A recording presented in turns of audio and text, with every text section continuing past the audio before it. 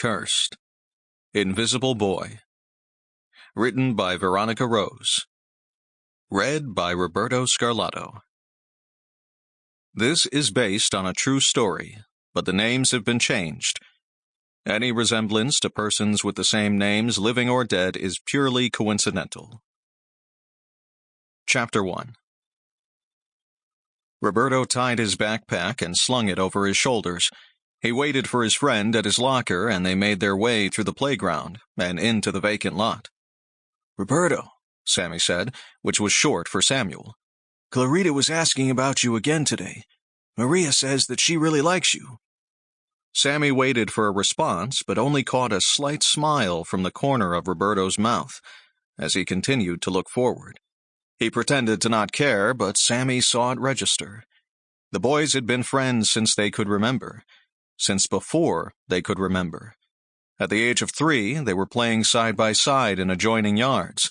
Not yards, really, but adjoining properties with a little grass and a lot of room to kick a ball.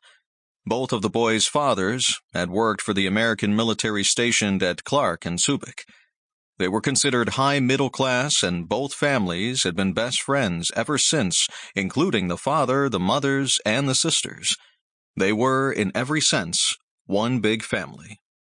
The boys were both 16 years old now, and little else seemed important enough to capture their attention other than girls. Clarita was the prettiest girl in their class, and Roberto was pleased to hear of her interest. Sammy knew that and felt it his duty to look out for his friend and act as matchmaker. Besides, Sammy thought, it would give him time to talk to Maria in the process, as Maria was also quite cute and just happened friends with Clarita. But, as Sammy would often say, he was just looking out for his best friend. "Sammy, I think you have your eye on Maria, eh?" he said with a smirk, knowing what the answer would be. "Aw, come on, Robbie. You know better." "I'm only thinking of you," he said with a distinct Filipino drawl. Then Roberto smiled at Sammy, and they both laughed. Sammy opened a wire in the fence in front of them, and they both crawled through. Sammy stopped on the other side and stared. Pretty girls were in the backyard of a house 50 yards away.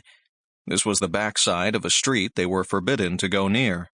The girls, most in their late teens or early 20s, sat around drinking and smoking. Several looked over and stared at the boys.